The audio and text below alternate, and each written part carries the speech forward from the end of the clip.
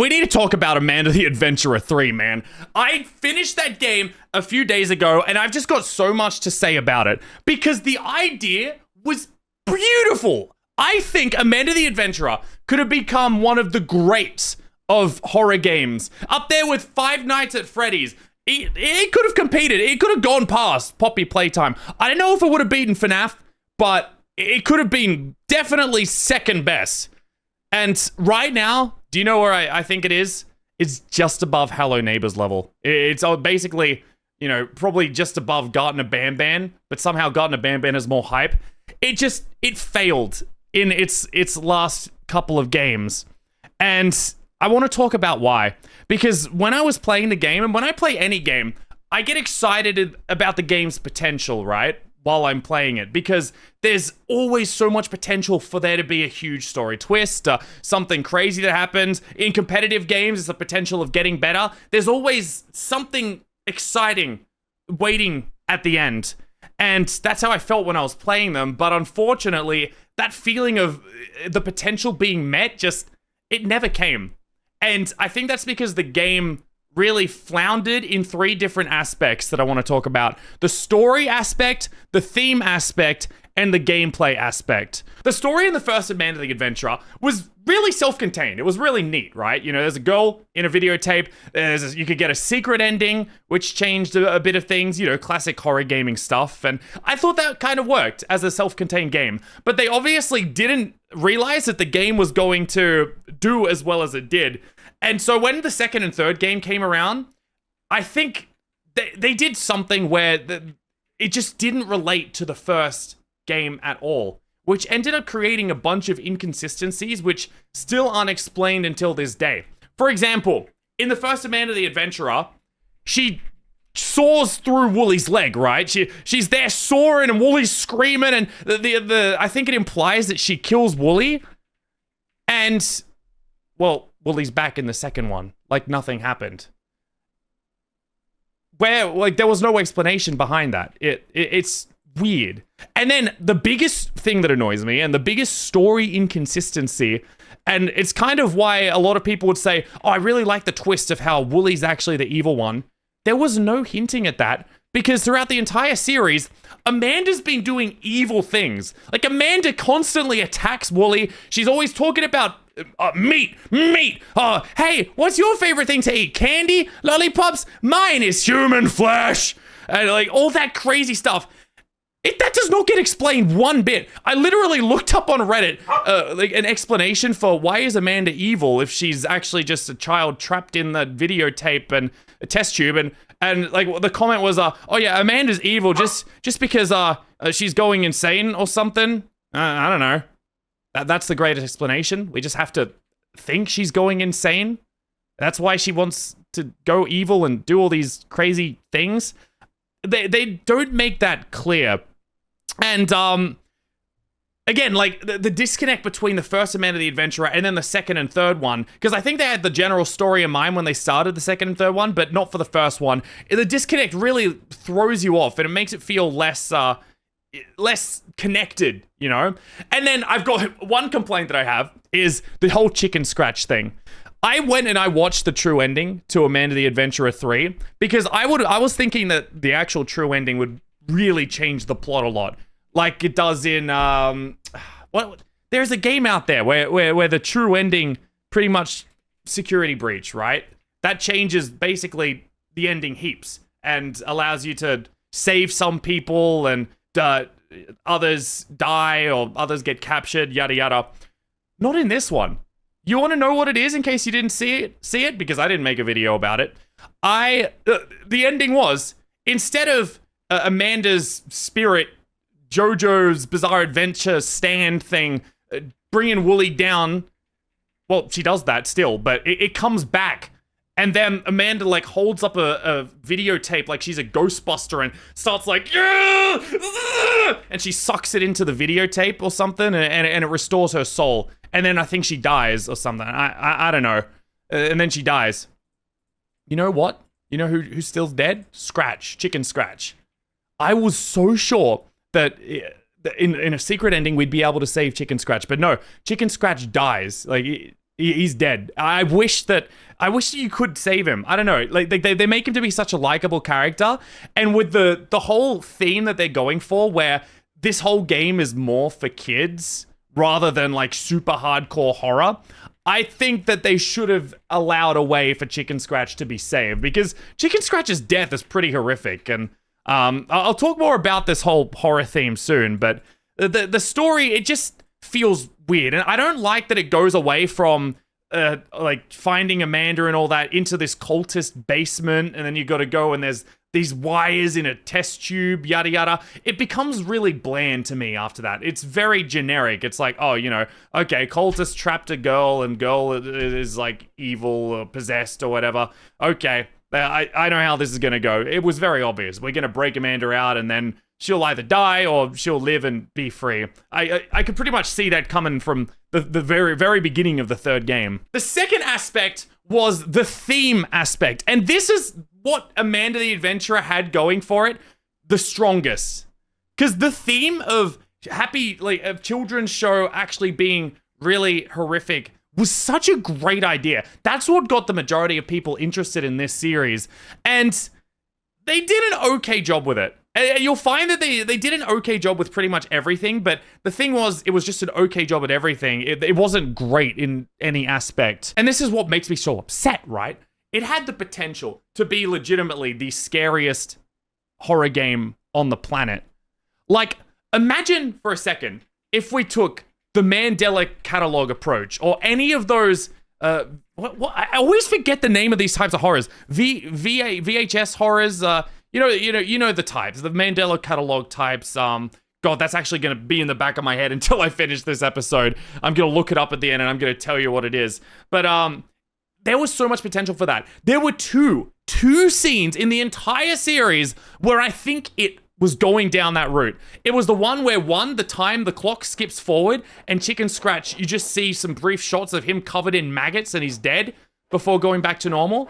And then number 2 was the part where Chicken Scratch dies, and like as you see him dying, you actually see some black hand silhouettes banging on the computer screen. Those gave me chills. I get horrified from that type of content. Everything else, it didn't freak me out really at all. I can't remember pretty much anything else where it did that. Like, if they just had more of that Chicken Scratch stuff, that would have made it so much more engaging, because you would never know when the next terrifying, like legitimately horrifying moment was coming up. And they did the occasional like Amanda glitches or Woolie's eyes disappear. It wasn't scary, man. The Woolie model was too goofy.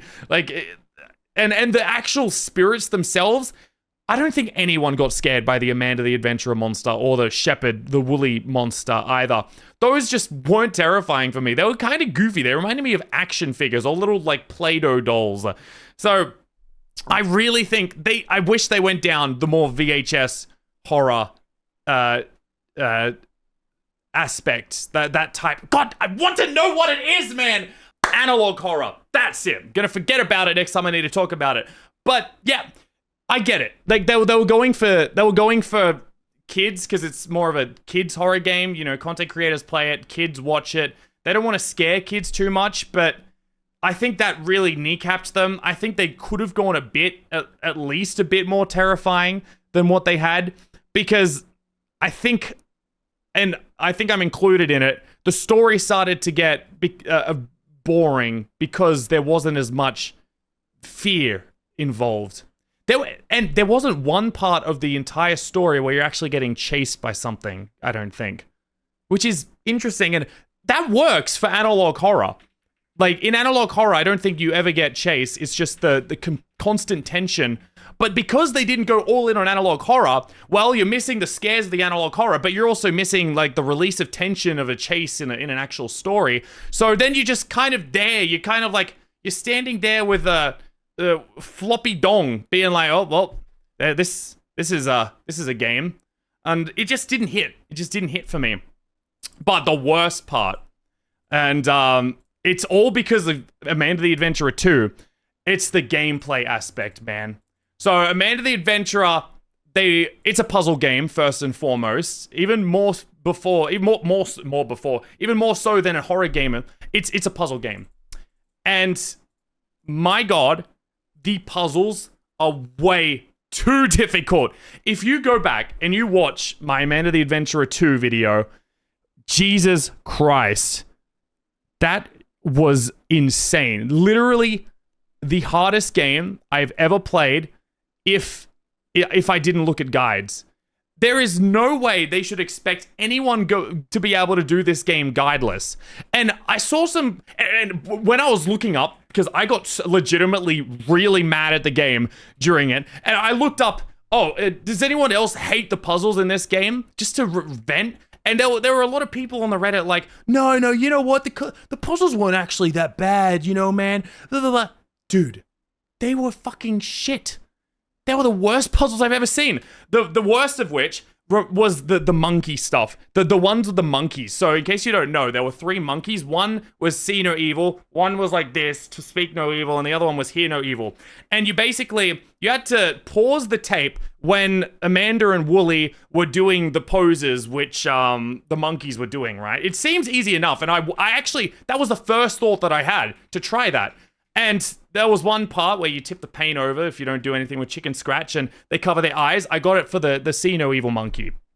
But then I could not for the life of me find out how to do the other 2. And I spent legitimately like half an hour looking for the solution to that before I just gave up and went to the guide. It turns out you need to input a very specific, like an actual legitimately super specific word into one of those areas where they ask you, hey, who is someone you trust? You actually need to specifically put in Kate, like the name Kate, and then that'll get them to do a specific action, and then you pause the video, and then you go ahead and do it. And then another one was you got to type in Wooly at some point in a place that it doesn't really make sense. Or the lights go, oh, no, that's it. At another point, they're like, oh, it's really bright out here or whatever. And without any prompting, you're meant to stop the tape there, turn on a lamp, and then go back to the tape. But nothing tells you that you're meant to do that. It's just that it still gets me. I still wake up in a cold sweat, panting. I've pissed the bed and everything, thinking about Amanda the Adventurer 2 and those puzzles. God, they were awful. Those sort of puzzles should only be relegated towards the actual secret ending, not just the gameplay that anyone's gonna stumble across. Like, for example, the Piggy True ending. That was basically that. Like, even worse. Like, that was, you had to bring an item into a really random wall with no indication, and then the wall will break, yada yada, you're able to do stuff. I didn't mind that, because it was a secret ending. It's meant to be secret, but with the normal ending, it shouldn't be that secret. And I can tell so many content creators, I saw mainly Jacksepticeye, which is the one that I was watching, they hated the puzzles. And it really, really killed the enjoyment of the game. It really kills a lot of, and from a content creator standpoint, it kills the momentum of enjoyment in a game when you have to stop for 30 minutes. And I just feel stupid. And I had people commenting, oh, Devan, I wish you do the Piggy True ending. And this made me actually realize that you're dumb. I agree with them, firstly. Yeah, I'm stupid. But at the same time, like, it shouldn't have been that hard. It shouldn't have been that hard. They do make it easier in the 3rd game. And I think the 1st game was pretty okay with it. But I just had such a bad taste in my mouth from the 2nd game. But like, also the 3rd game did have its problems too. There were parts where I still needed to look up a guide for it. Like, just to name one thing in the 3rd game, the one where the 2nd time you have to put in press the right levers for the machines. And basically Chicken Scratch is pointing at the thing that you need to press, right? But then at the very last one, he's pointing at the wire, which means the electricity pole. But the electricity pole doesn't have any connection to it because it's broken. And I don't know why, but for some reason, you actually need to go and press another lever which connects to an error pod. With no indication as to why that is. And you could say, okay, do trial and error, but the problem is, if you get the lever wrong, they're about to, it kills you, and then you have to restart a huge sequence with it. if you're gonna have to brute force it, they need to make it way quicker. The brute force needs to be so much faster. So that hurt a lot. And yeah, again, the fact that there was no chase, like it was all just very one note. It was more like it was an escape room. It was more like a really insanely difficult escape room than an actual game. And again, it would work if it had an analog horror aspect, but it didn't. So it was just kind of, it's a horror game, but not much of a game, and more of just a puzzle. Like doing a horror board game puzzle. So not as exciting to do there. And before I finish, I want to quickly talk about why I think this one doesn't work and why I think games like Poppy Playtime and Five Nights at Freddy's did work. And it's because Poppy Playtime and Five Nights at Freddy's both did things really good in one of the three aspects, in story, theme, or gameplay. Five Nights at Freddy's had really good gameplay, but incredible theme. The theme of it was insanely good. Like, the animatronics, this hadn't been done at the time, but by the way, mascot horror wasn't a thing. So the fact that like children's mascots could have actual dead souls in them and like with the really creepy design, that was legitimately horrifying even to adults at the time. Nowadays, you know, it's oversaturated, but at the time the theme was on point. The gameplay was good too. It wasn't too hard. You could get it done after a while. And it was a game that got like the difficulty started getting harder, but you could handle it. The story wasn't there, but that was more of a community thing. Eventually, the community made the story up, and I'd say legitimately now, the story is pretty interesting, but I definitely don't think that was a thing when it first came out. And then Poppy Playtime. Poppy Playtime, the theme isn't as good, except for the Chapter 3. That was freaking amazing, man. I love Catnap. That was glorious. The theme, it's okay. It's pretty good.